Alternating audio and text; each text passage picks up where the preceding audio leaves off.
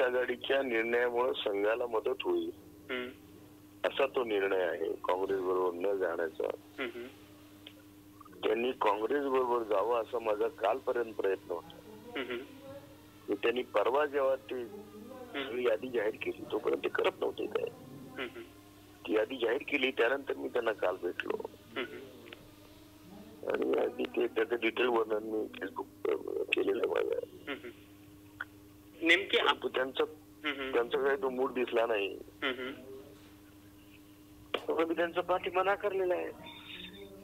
तर नेमकी नाराजगी आपल्याला औरंगाबाद येथून सीट न दिल्याबद्दल आहे की नाही? नाही, कुठे सीट दिली आहे? असं कुठं होतं? सीट दिलीच होती ना.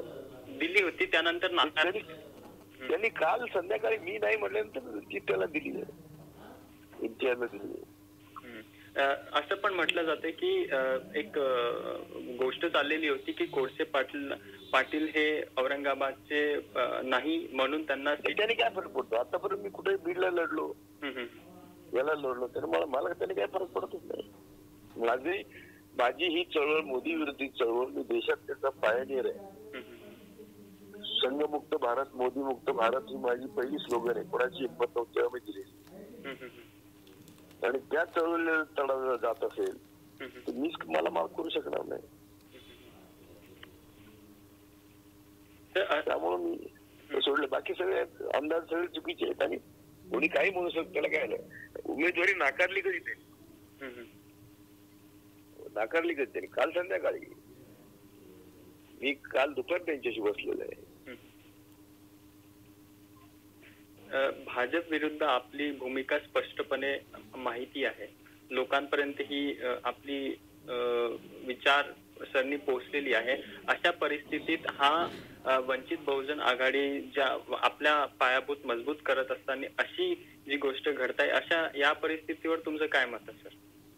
यावेळी कुणीही काँग्रेसला सोडून बीजेपी किंवा मोदीला शह देऊ शकत नाही, हे माझी पहिल्यापासून भूमिका आहे. मी माझं भाषण आहे 4 वर्षापूर्वी की जो कोणी तिसरी आघाडी काढेल तो समजायचा संघाचा आहे. तर मी काही आज बोलत नाहीये. आता मी आणि मला त्यांनी कबूल केलं होतं प्रकाश माझा 91% मित्र आहे की आपण काँग्रेस बरोबर, मला आठवड्यात दिली होती बोलायची आणि मी काँग्रेसशी निगोशिएशन करत होतो. सर एक आणखी गोष्ट आहे, जर फोटेल पूर्ण लढवायचाच होता तर काँग्रेस बरोबर आघाडीची गोष्ट का बरं चालवली गेली, हा पण एक प्रश्न आहे. कारण मी तेच म्हणतोय ना की फोटेल बरोबर जेव्हा तुम्हाला लढायचं होतं तेव्हा काँग्रेस बरोबर आघाडीची भाषा का केली? पहिल्यापासून केली. अगदी शेवटची मुंबईतली सभा आहे ना, तसंच तो म्हणला की काँग्रेससाठी आमचे दरवाजे ओपन आहेत. म्हणून त्यांनी पण कधी काँग्रेसची बरोबर जाण्याची भाषा नाकारलेली नाही आणि मी स्वतःच निगोशिएट करत होतो.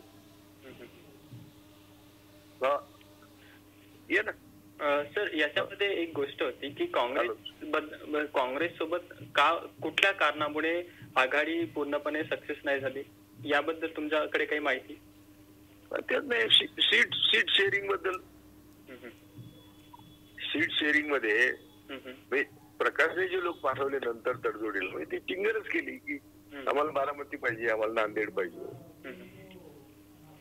मी काँग्रेसच्या मुळीच बाजूचा नाहीये, पण आज आम्हाला नाईलाज आहे. सर्व मी त्यात लिहिले सर्व गुणदोषासह काँग्रेस पक्ष फक्त आज देशामध्ये सर्व राज्यात आहे, सर्व गावात आहे. तर त्याला बरोबर घेऊन बाकीच्यांनी आघाडी केली पाहिजे, तरच आम्ही बीजेपीला थांबवू शकतो. हा फार मोठा अनर्थ आहे. हा 12 जागेनंतर सरळ 22 जागांच्या मागणीत आपण आपला काय मत आहे? नाही, मी नव्हतोच. मी कुठल्याच मागणीत नव्हतो.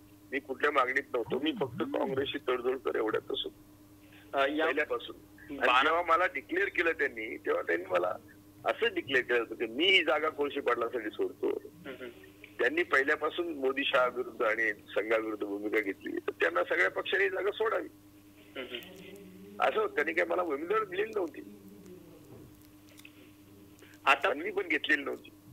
आतापर्यंत औपचारिक ऐलान झालेलं नाही आहे की इम्तियाज जलील हे औरंगाबादतील बादवरून उमेदवार राहत नाही. ते कोणी त्याला मी लगेच बेस्ट ऑफ लक त्याला एसएपीच केलं आहे.